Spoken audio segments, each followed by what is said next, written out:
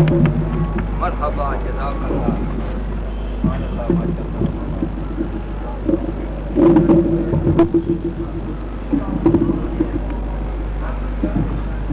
حاضرین محترم، ہماری آخری نشست کا آغاز ہو چکا. تلاوت قرآن پاک کے بعد نعت رسول مقبول صلی اللہ علیہ وآلہ وسلم کے لیے دعوت دیتا ہوں جناب محمد آصف مصطفی کو. تشریف لاتے ہیں جناب محمد آصف مصطفی. سیدی مرشدی یا نبی یا نبی سیدی مرشدی یا نبی یا نبی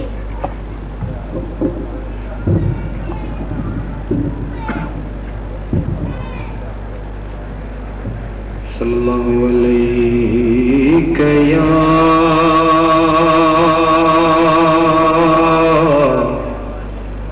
رسول اللہ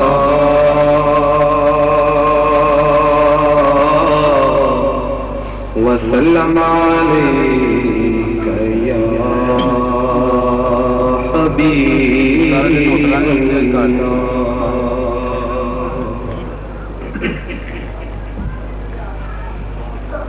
تیرے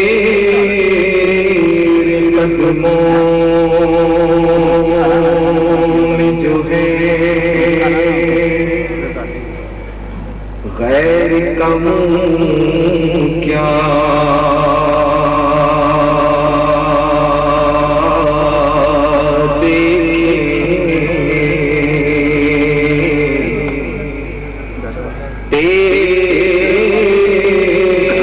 قدموں میں جو ہے غیر کم کیا دیکھیں کون نظروں پہ چڑھے دیکھ تلوار تیرا صلی اللہ علیہ یا رسول اللہ وسلم علیہ یا حبیب اللہ.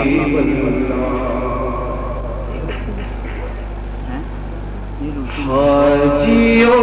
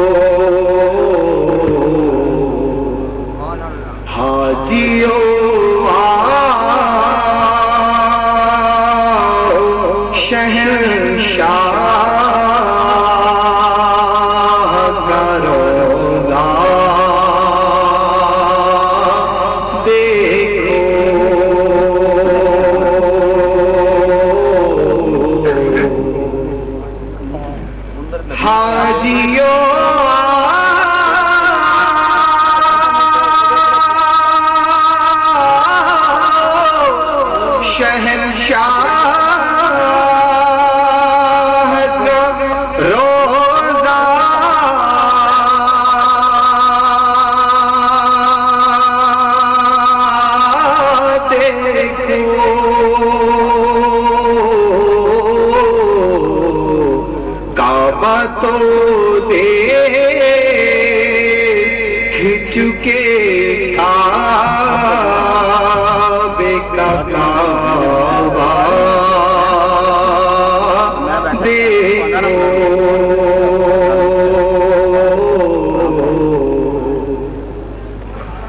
رکن شامی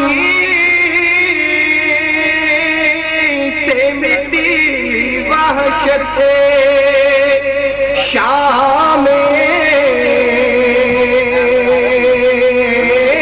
غربت رکن شامی سے مٹی وحشت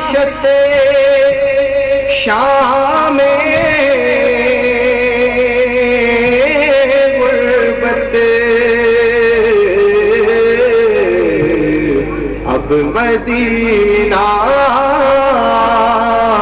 تو چلو صبح ہے دلارا دیکھو اب مدینہ تو چلو صبح ہے دلارا دیکھو اور آب زمزم تو پیا خوب بجھائی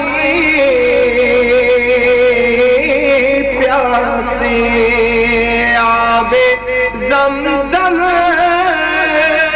تو پیا خوب بجھائی پیاسے آؤ جھوٹے شہ کوثر کا بھی دریا دیکھو آؤ جھوٹے شہ کوثر کا بھی دریا دیکھو اور دھوم دیکھی ہے درے کعبہ پہ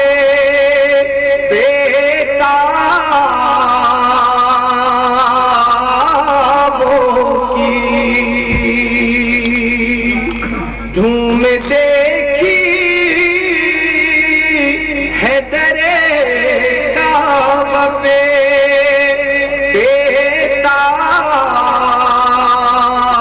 بیتابوں کی ان کے مشتاقوں میں حسرت کا تڑپنا دیکھو ان کے مشتاقوں میں حسرت کا تڑپنا دیکھو اور ملتزم سے تو گلے لگ کے نکالے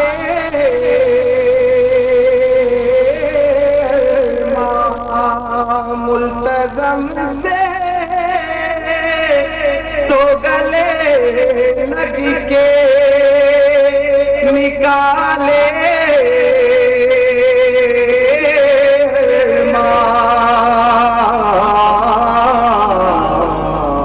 ادب و شوق کا یہاں ملجھنا دیکھو ادب و شوق کا یہاں ملجھنا دیکھو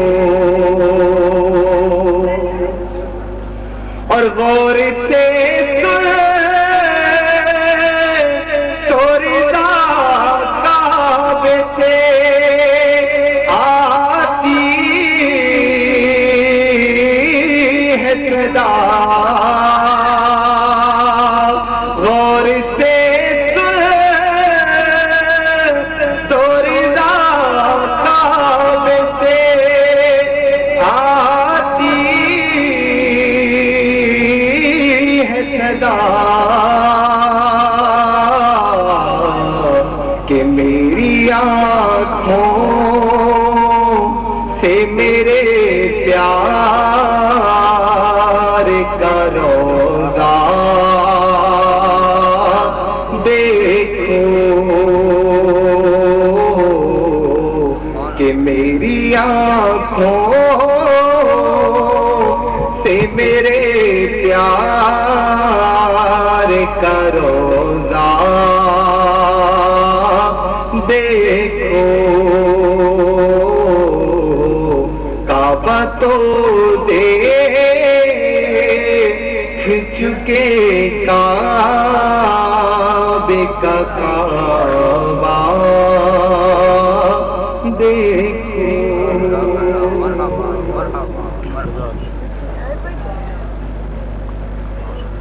یہ تھے جناب محمد آصف مصطفی جو نبی کریم صلی اللہ علیہ وآلہ وسلم کے حضور نذرانہ عقیدت پیش کر رہے تھے.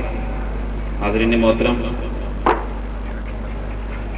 اب میں دعوت خطاب دیتا ہوں زاویہ فاؤنڈیشن کے ڈائریکٹر حضور ضیاء محمد پیر کرم شاہ رحمۃ اللہ علیہ کے قدیم چمن کی گلی میری مراد نامور دانشور ڈائریکٹر زاویہ فاؤنڈیشن جناب محمد رضا الدین صدیقی صاحب سے میں ان سے گزارش کرتا ہوں کہ وہ تشریف لائیں اور ذکر اولیاء کے حوالے سے گفتگو فرمائیں. جناب محمد رضا الدین صدیقی صاحب. نعرہ تکبیر، اللہ اکبر، نعرہ رسالت، یا رسول اللہ، سیدی مرشدی، یا نبی یا نبی، سیدی مرشدی، یا نبی یا نبی.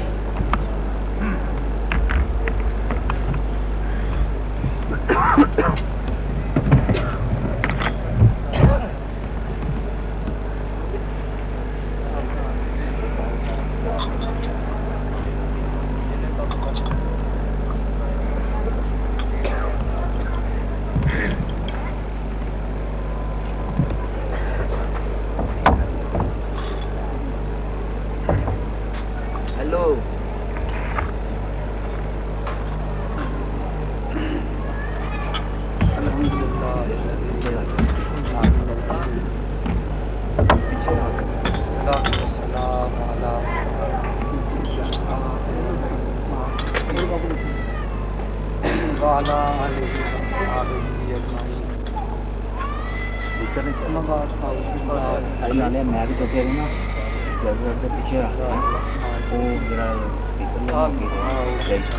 بالکل سیدھی کی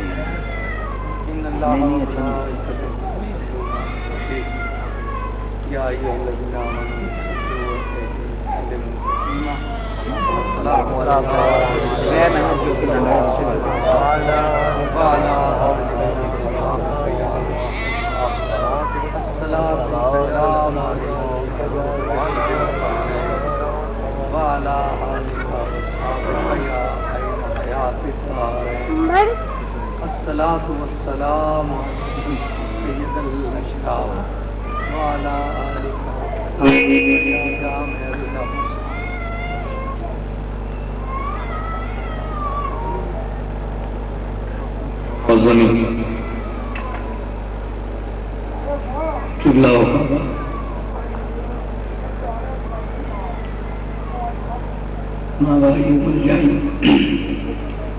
حضرت میاں صاحب صاحبزادہ احمد ندیم صاحب، گرامی مرتبہ صاحبزادہ شمیم رسول صاحب اور حاضرین محترم،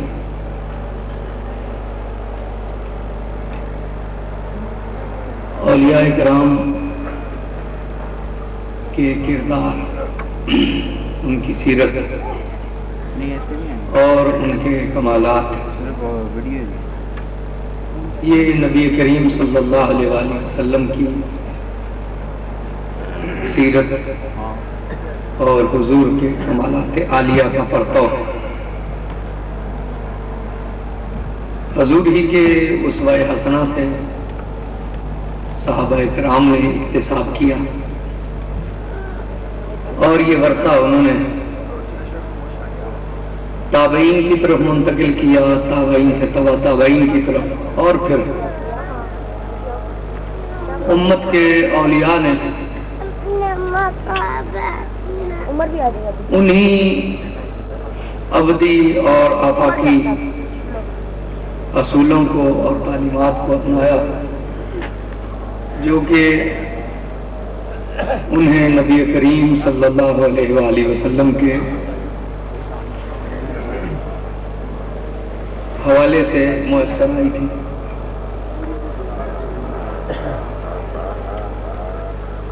نبی کریم صلی اللہ علیہ وسلم کی سیرت اطہر کے بے شمار پہلو ہیں، اور حضور کے غلاموں نے ہر دور میں انہی کو اپنایا ہے۔ ایک پہلو جو کہ اولیاء کرام کی سیرتوں میں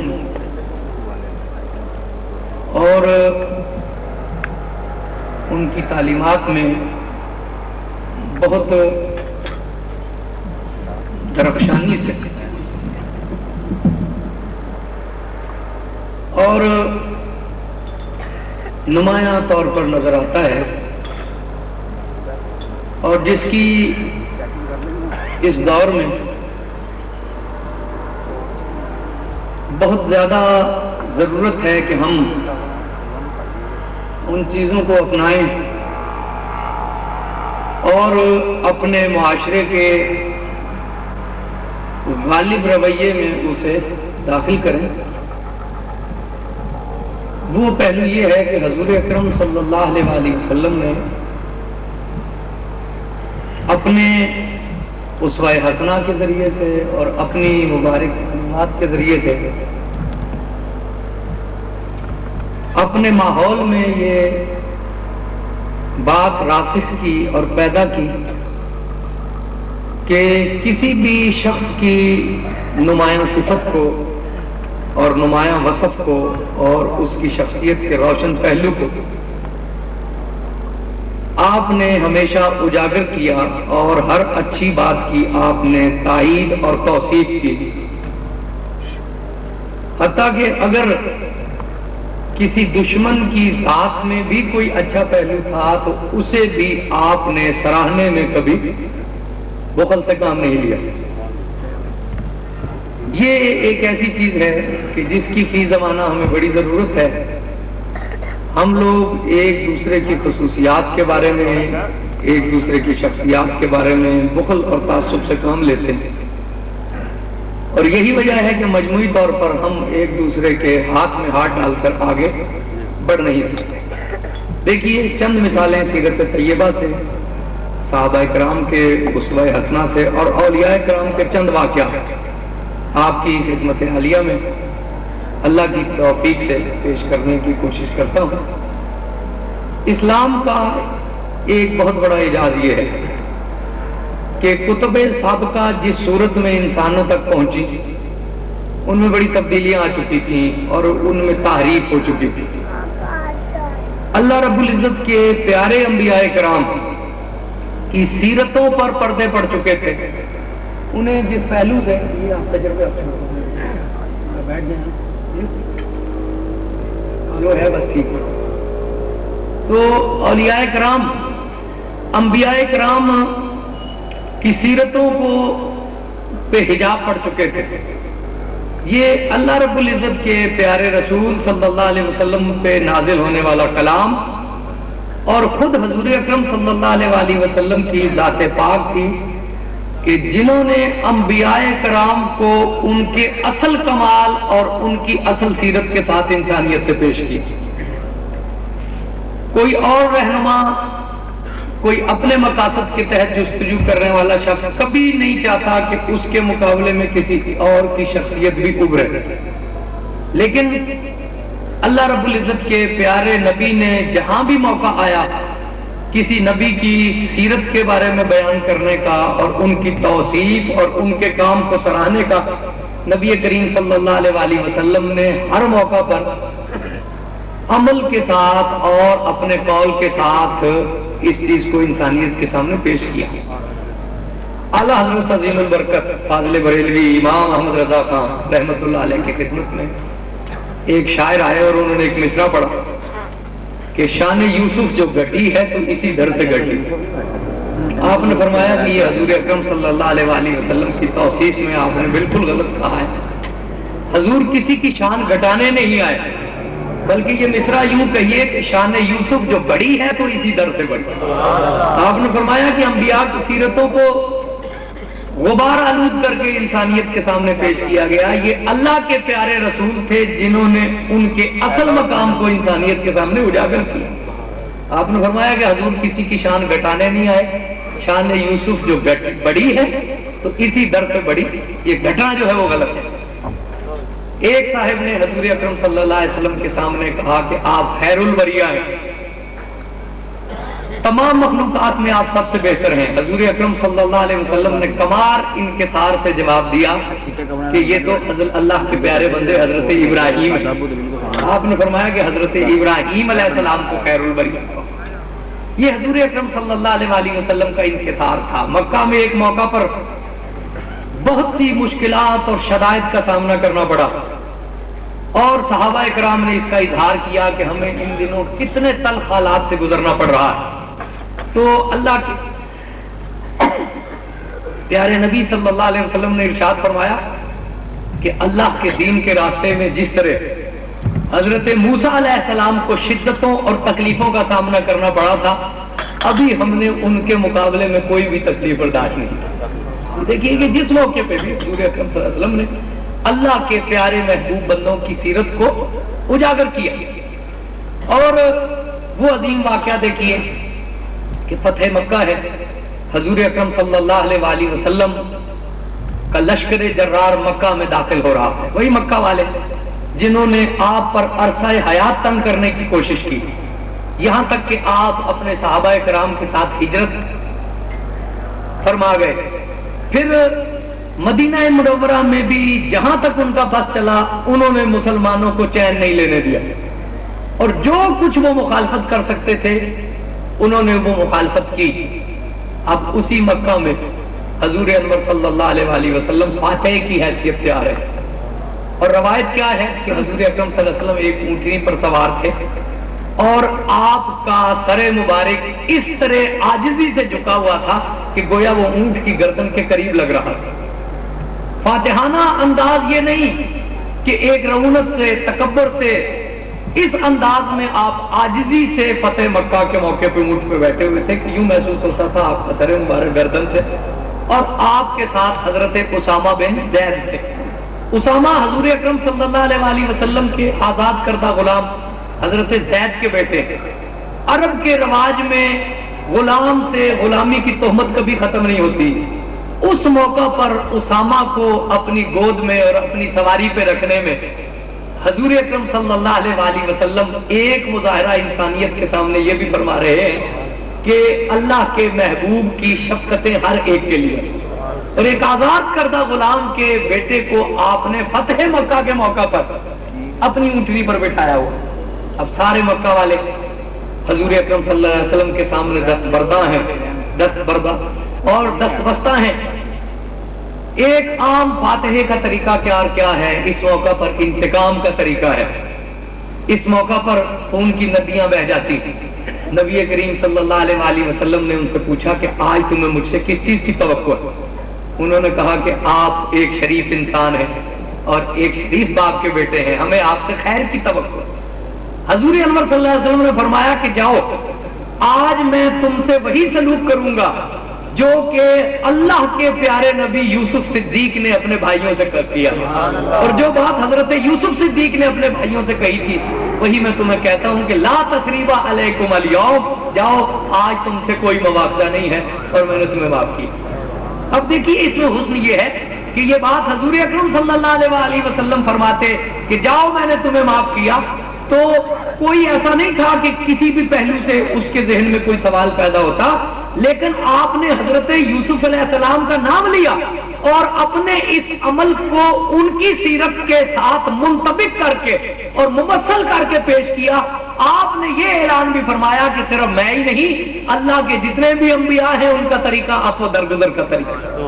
آپ نے اپنی شان کا آپ کا اظہار تو ہوا ہی, آپ نے اس کے ساتھ ساتھ اللہ رب العزت کے پیارے بندے حضرت یوسف صدیق علیہ السلام کی سیرت کو بھی اجاگر کیا اور اس چیز کا اظہار کیا کہ صرف میں ہی نہیں, اللہ کے سارے نبی اسی عظیم سیرت کے مانی. یہ دیکھیے یہ وہ رواداری ہے اور یہ وہ بات ہے کہ حضور اکرم صلی اللہ علیہ وسلم کی شخصیت آپ کائنات میں بے مثال ہے. آپ کے بارے میں کوئی ایسی بات انسان کیا وضاحت کرے, کسی سے بھی پوشیدہ نہیں ہے, کسی مسلمان سے پوشیدہ نہیں ہے. لیکن یہ چند میں نے مثالیں دی کہ اس سے یہ ظاہر ہو کہ حضور اکرم صلی اللہ علیہ وسلم نے کبھی کسی کی شخصیت پر پردہ نہیں ڈالا. اور اللہ کے جتنے بھی برگزیدہ نبی ہیں, اللہ رب العزت نے کہ پیارے محبوب نے ان کی سیرت کو اجاگر کیا, اور وہ تو اللہ کے نبی ہیں. حضور اکرم صلی اللہ علیہ وآلہ وسلم کے زمانے میں ایک مسلمانوں کی مہم قبیلہ بنو طے کی طرف گئی. وہاں کا سردار حاتم وہ ضرب المثل بن چکا ہے.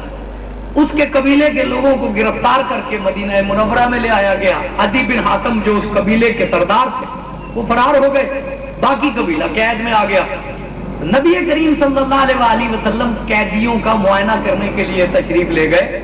آپ نے ایک خاتون کو دیکھا کہ وہ برہنہ سر ہے اور اسے سر پہ ڈھانپنے کے لیے کوئی چادر میسر نہیں ہے. تو نبی کریم صلی اللہ علیہ وآلہ وسلم نے اپنی چادر مبارک اس کے سر پہ ڈھانپ دی اور کہا کہ بیٹی, ہم مسلمان خواتین کے لیے عفت اور حیا کو پسند کرتے ہیں اور برہنہ سر خواتین کو دیکھنا پسند اور رکھنا پسند نہیں کرتے, لہذا تم چادر اپنے سر پہ لے لے.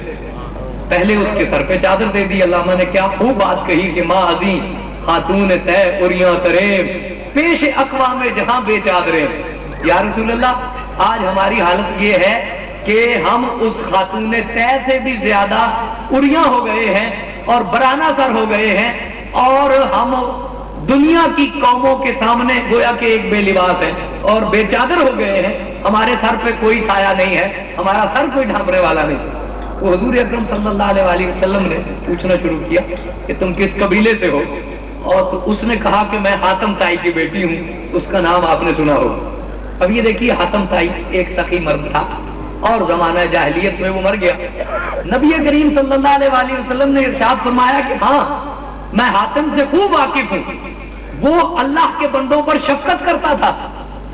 اور اس کے ساتھ ہی آپ نے ارشاد فرمایا کہ حاتم کے سارے جسم کو قبر کی مٹی نے کھا لیا ہے لیکن اس کے ہاتھوں کو قبر کی مٹی نے نہیں کھایا, اس لیے کہ وہ اللہ کی مخلوق پر شفقت کیا کرتا تھا. سخی مرد.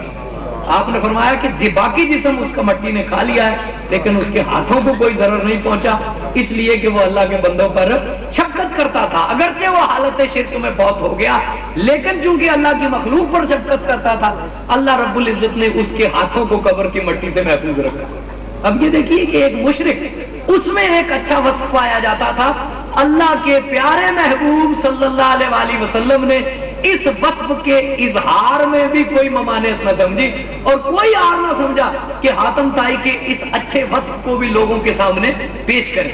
یہ اللہ رب العزت کے پیارے محبوب صلی اللہ علیہ وآلہ وسلم کا اسوہ حسنہ ہے. اور یہی چیز صحابہ کرام نے میں منتقل ہوئی.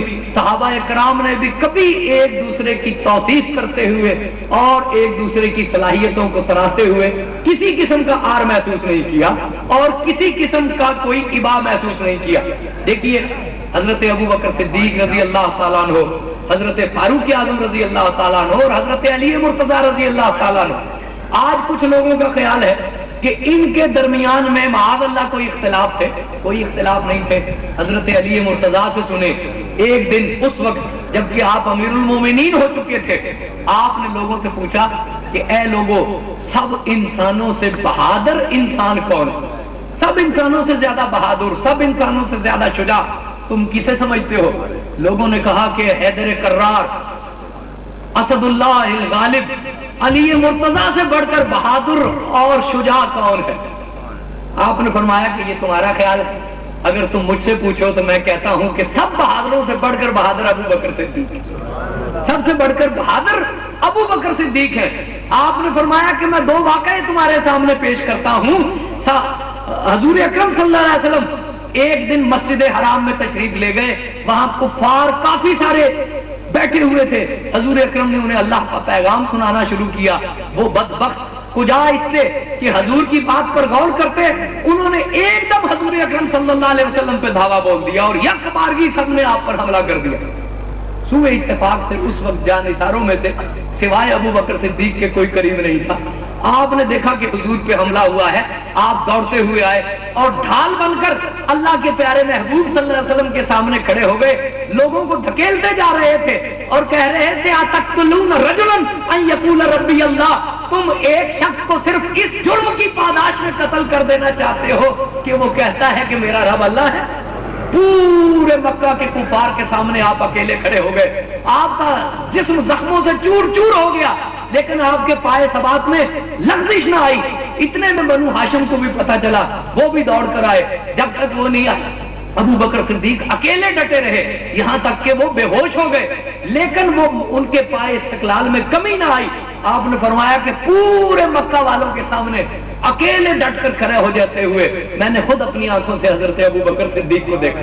اور دوسرا موقع یہ تھا کہ جب غزوہ بدر میں نبی کریم صلی اللہ علیہ وسلم کے لیے عریش چبوترا تیار کیا گیا اور یہ طے ہوا کہ حضور اس پر جلوہ افروز ہو کر لشکر کی نگرانی کریں گے، تو اب یہ سوال پیدا ہوا کہ حضور اکرم صلی اللہ علیہ وسلم کے ساتھ کون پہرا دے گا اور حضور کے ساتھ کون رہے گا اس چبوترے پر۔ آپ نے فرمایا کہ باقی لوگ ابھی سوچ ہی رہے تھے، کیونکہ اس وقت تو کفار کا اصل نشانہ تو حضور اکرم صلی اللہ علیہ وسلم کی ذات تھی، باقی لوگ ابھی سوچ ہی رہے تھے۔ ابو بکر صدیق نے تلوار بے نیام کر لی اور کہا کہ کسی کو فکر مند ہونے کی ضرورت نہیں، اللہ کے محبوب کے ساتھ پہرا میں دوں گا۔ آپ نے فرمایا کہ یہ دو موقع میں نے دیکھے، اس کی بنا پر میں کہتا ہوں کہ تمام انسانوں میں سب سے زیادہ شجاع اور بہادر جو شخص میں نے دیکھا وہ ابو بکر صدیق۔ یہ دیکھیے کہ علی مرتضیٰ رضی اللہ تعالیٰ عنہ کی طرف سے یہ کیا خوبصورت اعتراف عظمت تھا حضرت ابو بکر صدیق رضی اللہ تعالیٰ عنہ کے لیے، اور حضرت فاروق اعظم کا مثال ہو گیا۔ حضرت علی مرتضیٰ آپ کے جسد اطہر کی زیارت کے لیے آئے، چادر اٹھا کر آپ کے چہرے کی زیارت کی، رو رہے ہیں، داڑھی مبارک تر ہو گئی ہے، اور کہا لوگوں اگر مجھ سے پوچھو تو مجھے اس سے زیادہ اور کوئی بہتر بات نہیں نظر آتی کہ میں اللہ کی بارگاہ میں اس طرح حاضری دوں کہ میرا نامہ اعمال اس چادر والے جیسا۔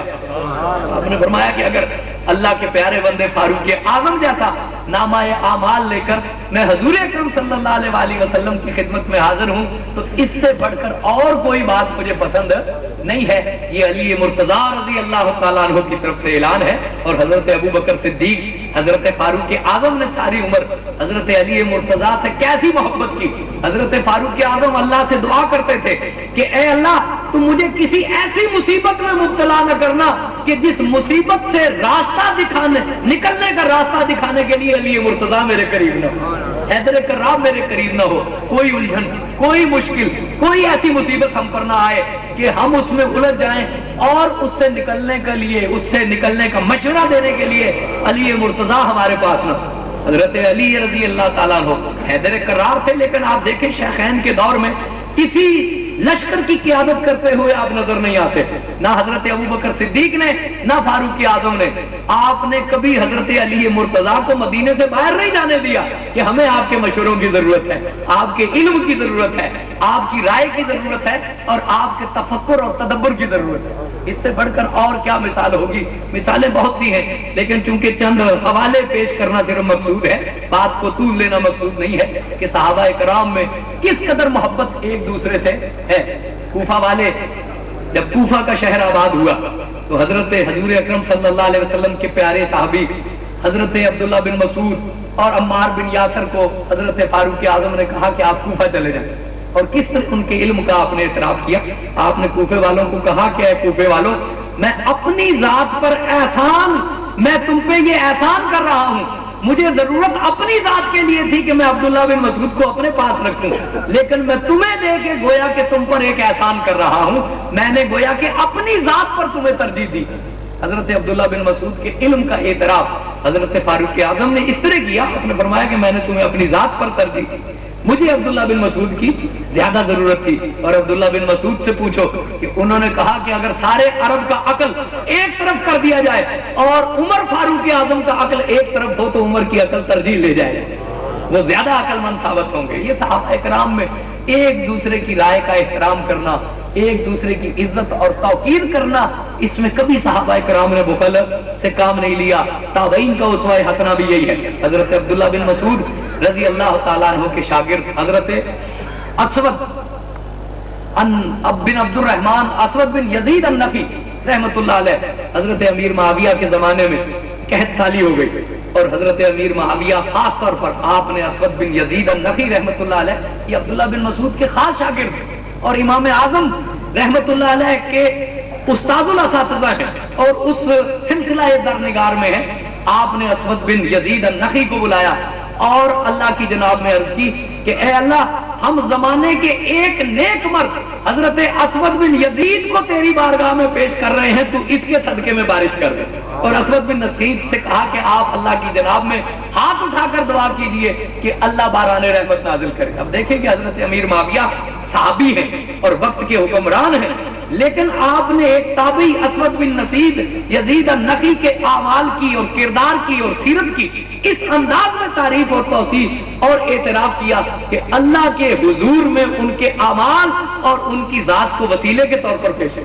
اور روایت میں آتا ہے کہ جیسے ہی حضرت اسود بن یزید النخعی رحمت اللہ علیہ نے دعا کے لیے ہاتھ اٹھائے اللہ نے باران رحمت نازل فرمائی. یہ اسوہ حسنہ ہمارے صحابہ میں، تابعین کرام میں اور ہمارے صوفیاء میں، ہمارے ائمہ میں بدر جائے اتم موجود ہے. حضرت امام شافعی رحمت اللہ علیہ اماموں کا اسوہ حسنہ دیکھیے. امام اعظم ابو حنیفہ رحمت اللہ علیہ کی بارگاہ میں حاضری کے لیے آتے ہیں. اس وقت بغداد میں آپ کا مزار ہے اور امام شافعی آپ کے مزار پہ زیارت کرنے کے لیے آتے ہیں. لوگوں نے کہا کہ آپ امام اعظم کے مزار پہ بڑی کثرت سے حاضری دیا کرتے ہیں. آپ نے فرمایا کہ جب بھی کوئی الجھن آتی ہے میں حضرت امام ابو حنیفہ کے مزار پہ آ کے دعا کرتا ہوں، اللہ میری الجھن حل کر دیتا ہے. جب بھی کوئی مسئلہ پیش آتا ہے میں یہاں دعا کے لیے آتا ہوں اور اللہ ان کے وسیلے سے میری الجھن حل کر دیتا ہے. اور یہ بات تمام آپ کی سیرت کی کتابوں میں موجود ہے کہ جب آپ بغداد میں تشریف لاتے تھے حضرت امام اعظم کے مزار پہ حاضری دیتے، آپ اپنا اجتہاد استعمال نہ کرتے بلکہ جو طریقہ نماز، جو طریقہ عبادات امام اعظم کا ہے اس پر عمل کرتے. لوگوں نے کہا کہ آپ خود امام و مجتہد ہیں اور بڑے عالم ہیں اور اصرار کرتے ہیں کہ میری یہ رائے ہے، لیکن کیا وجہ ہے کہ جب آپ امام اعظم کے مزار پہ آتے ہیں تو نماز اپنی تحقیق کے مطابق نہیں پڑھتے بلکہ امام کی فقہ کے مطابق پڑھتے ہیں اور ان کی فقہ کے مطابق عبادات کرتے ہیں. آپ نے فرمایا کہ مجھے شرم آتی ہے کہ میں اتنے بڑے امام کے سامنے اپنی رائے استعمال کروں. امام شافعی نے فرمایا کہ مجھے شرم آتی ہے کہ میں امام اعظم کے سامنے، اتنے بڑے امام کے سامنے اپنی رائے پیش کروں، اپنی رائے پر عمل کروں. اب دیکھیے کہ امام اعظم کا نقص ہی بظاہر وہ موجود نہیں ہے، آپ کا مزار شریف ہے اور امت کے بڑے امام امام شافعی کا عقیدہ ہے. عقیدے میں سب کا اتفاق ہے، عقیدے میں کوئی کسی قسم کا علمی اختلاف نہیں ہے. ان کا عقیدہ یہ ہے کہ یہ امام صاحب کی مجلس ہے، ان کے مزار پہ حاضر ہونا گویا کہ امام صاحب کی مجلس میں حاضر ہونا ہے اور جو کچھ بھی ہم ان کے مزار پہ حاضر ہو کر کر رہے ہیں وہ یہ دیکھ رہے ہیں. اور وہ حیا اور شرم محسوس کرتے تھے کہ امام اعظم کے سامنے اپنے علم کا اظہار کریں، اپنا اجتہاد چھوڑ دیا کرتے تھے. اور امام محمد امام اعظم کے شاگرد ہیں، ان کے بارے میں امام شافعی اعتراف کرتے ہیں کہ اگر امام محمد نہ ہوتے تو شافعی بھی نہ ہوتے. فرماتے ہیں کہ اگر امام محمد نہ ہوتے تو شافعی بھی نہ ہوتا. آج میں علم کے جس مقام پر ہوں وہ امام اعظم کے شاگرد امام محمد کی وجہ سے. حضرت امام مالک نے حضرت امام ابو حنیفہ سے گفتگو کی، بحث کی، ساری رات مباحثہ کیا، راتوں کو مجلسیں ہوتی ہیں. ایک دن آپ نے اپنے احباب کو کہا کہ تم ابو حنیفہ کا مقام کیا جانتے ہو؟ اللہ رب العزت نے اسے اتنا علم اور اتنی عظمت عطا فرمائی ہے کہ اگر یہ پتھر کے ستون کو سونے کا ثابت کرنا چاہیں تو یہ کر سکتے ہیں. آپ نے اس انداز میں دیکھیں ائمہ کرام میں کوئی جو ہے وہ بخل نہیں ہے، ایک دوسرے کی عظمت کا اعتراف کرنا یہ ہمارے ائمہ کرام کا شیوا ہے. امام اعظم ابو حنیفہ رحمت اللہ علیہ ائمہ اہل بیت کی خدمت میں حاضر ہوئے. امام محمد باقر سے آپ نے اکتساب کیا، امام جعفر صادق سے 2 سال تک اکتساب کیا. اور کیا خوبصورت فکرہ کہا کہ لولا سنتان نہ ہلک النعمان، اگر یہ 2 سال مجھے زندگی کے امام جعفر کی خدمت کے نہ مل جاتے تو نعمان ابو حنیفہ ہلاک ہو چکا ہو. آپ نے فرمایا کہ اگر میں آج زندہ ہوں اور کچھ بن گیا ہوں تو یہ امام جعفر صادق کی نظروں کا تصدق ہے. یہ دیکھیے کس انداز میں یہ ہمارے ائمہ کرام کا اسوہ حسنہ ہے. حضرت حسن بصری سلسلہ تصوف کے ایک کی ایک زرنگار کڑی ہے. جتنے بھی سلسلہ ہے تصوف ہے وہاں حضرت امام حسن بصری سے اقتصاد کا کوئی نہ کوئی پہلو جو ہے وہ نظر آتا ہے. تابعین میں نمایاں ترین شخصیت حضرت حسن بصری کا ذکر نہ ہو تو گویا کہ تصوف کا تذکرہ ہی نامکمل ہے. آپ مجلس باز میں تشریف فرما ہوتے تھے, گفتگو کرتے تھے, اور ایک پہلو میں آ کر اللہ رب العزت کی سرمست بندی حضرت رابعہ بصریہ بھی ایک گوشے میں آ کر بیٹھ جایا کرتی تھی اسی حیا میں جو کہ اللہ رب العزت کے پاکیزہ بندوں کا شیوا ہے. ایک کونے میں آ کر وہ بھی بیٹھ جاتی اور حضرت حسن بصری بات فرماتے. ایک کیفیت محفل باز میں پیدا ہو جاتی, طبیعتوں میں ایک اضطراب پیدا ہو جاتا, یوں اترتا کہ یوں محسوس ہوتا کہ پورے ماحول میں ایک نور سرایت کر گیا ہے, لوگوں کے رشتے اپنے رب سے جڑ جاتے. اور جب کیفیت کی انتہا ہو جاتی تو حضرت حسن بصری رابعہ بصریہ کی طرف اشارہ کر کے کہتے کہ لوگوں یہ جو تمہیں ایک کیفیت اور حلاوت نصیب ہو رہی ہے یہ اللہ کی اس بندی کے سوزے دروں کا نتیجہ ہے. اگر یہ ہماری محفل میں نہ ہو تو ہماری محفل میں یہ ذوق بھی پیدا نہ ہو. آپ فرمایا کرتے تھے کہ یہ میرے لفظوں کی تاثیر نہ سمجھنا, یہ میرے واز کی تاثیر نہ سمجھنا, یہ جو ایک کونے میں آ کر سمٹ کر خاموشی سے بیٹھ جاتی ہے حیا اور پردے میں, یہ جو خود کو کبھی نمایاں نہیں کرتی, یہ محفل میں سارا سودے دروں اسی کے دم قدم کی وجہ سے ہے اور اس کے سودے دروں کی خیرات ہے جو ہم سب کو مل رہی ہے. یہ حضرت حسن بصری مائی رابعہ بصریہ کے بارے میں اعلان اور اعتراف کیا کرتے تھے. تصوف میں حضرت جنید بغدادی آپ سید الطائفہ کہلاتے ہیں اور تصوف کی تعلیمات کی تشکیل میں جو آپ کا کردار ہے وہ روز روشن کی طرح آیا ہے. اسی دور میں اللہ رب العزت کے پاکیزہ اور پیارے بندے حضرت بایزید بستامی رحمت اللہ علیہ, دونوں ہم اثر ہیں, دونوں میں خط و کتابت بھی ہے, مراسلت ہے, ایک دوسرے سے صلاح مشورے کا سلسلہ ہے. ایک دن حضرت جنید بغدادی نے کہا کہ میں تمہیں بتاؤں کہ بایزید کیا ہے.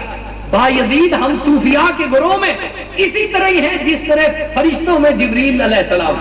آپ نے فرمایا کہ جس طرح فرشتوں میں جبریل علیہ السلام ہے اسی طرح صوفیاء کے گروہ میں حضرت بایزید بستامی کا مقام ہے. یہ شخصیت وہ کہہ رہی ہے جو خود سید الطائفہ کہلاتی.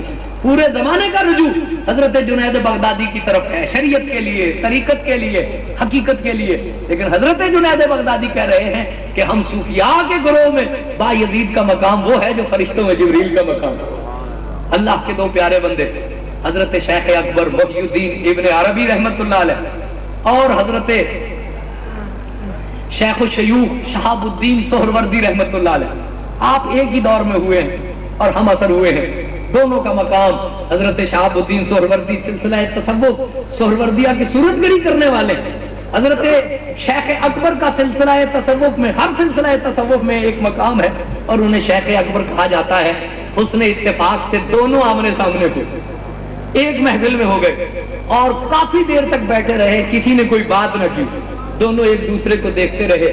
اور یہ محفل ایک عجیب محفل تھی کہ دونوں کے لب نہیں ہلے, کوئی گفتگو نہیں ہوئی, ایک دوسرے کے آمنے سامنے بیٹھے رہے, پھر مسکرائے اور محفل برخاست ہو گئی. یہ مشتاقہ اگر تابع سخن بردی نمیدانی محبت میں کند گویا نگاہ بے زبانے. جب یہ چلے گئے تو شیخ الشیوخ سے پوچھا گیا کہ آپ کا حضرت محی الدین ابن عربی کے بارے میں کیا رائے ہے. آپ نے فرمایا یہ سر سے پیر تک حقائق, سر سے پاؤں تک حقائق کا ایک سمندر, یہ ایک ایسا سمندر ہے کہ جس کا کوئی کنارہ ہی نہیں. آپ نے فرمایا کہ شیخ اکبر حقائق کا بحر ناپیدا کنارہ. اور شیخ اکبر سے پوچھا گیا کہ آپ کا حضرت شیخ الشیوخ کے بارے میں کیا خیال ہے. آپ نے فرمایا کہ شہاب الدین سر سے پاؤں تک جناب نبی کریم صلی اللہ علیہ وسلم کی سنت کا راز. آپ نے فرمایا کہ سنت کا راز اگر سمجھنا ہو تو شہاب الدین سہروردی سے سمجھو. اور انہوں نے کہا کہ شیخ اکبر محی الدین ابن عربی حقائق کا ایک بحر ناپیدا کنار ہے اور ایک ایسا کنارہ ہے کہ جس کا کوئی کنارہ ہی نہیں ہے, ایسا سمندر ہے جن کا کوئی کنارہ ہی نہیں. حضرت شیخ الشیوخ شہاب الدین سہروردی رحمت اللہ علیہ کے دو مرید حضرت جلال الدین تبریزی اور حضرت بہاؤالدین زکریا ملتانی, دونوں آپ کے خلیفہ ہیں. جلال الدین تبریزی رحمت اللہ علیہ بنگال میں قیام فرما ہے اور بنگال کا پورا خطہ آپ کی قدوم میمنت لزوم کے طفیل ہی مسلمان ہوا اور مرکزیت تمام صوفیات میں بنگال کے علاقے میں حضرت جلال الدین تبریزی کو حاصل ہے. اور حضرت بہاؤدین زکریا ملتانی رحمۃ اللہ علیہ، ہم ان کے نام سے ان کے کام سے بڑی اچھی طرح واقف۔ ان دونوں نے حضرت شہاب الدین سہروردی رحمۃ اللہ علیہ سے فرقہ خلافت لیا، اور اس کے بعد آپ سفر پر اکٹھے نکلے۔ جب نیشا پور پہنچے تو حضرت فرید الدین عطار رحمۃ اللہ علیہ، حضرت جلال الدین تبریزی رحمۃ اللہ علیہ ان کی زیارت کے لیے گئے۔ حضرت بہاؤدین زکریا رحمۃ اللہ علیہ کسی وجہ سے نہ جا سکے۔ جب وہ واپس آئے تو آپ نے پوچھا کہ شیخ کو آپ نے کیسا پایا اور کیا باتیں ہوئی، تو انہوں نے بڑی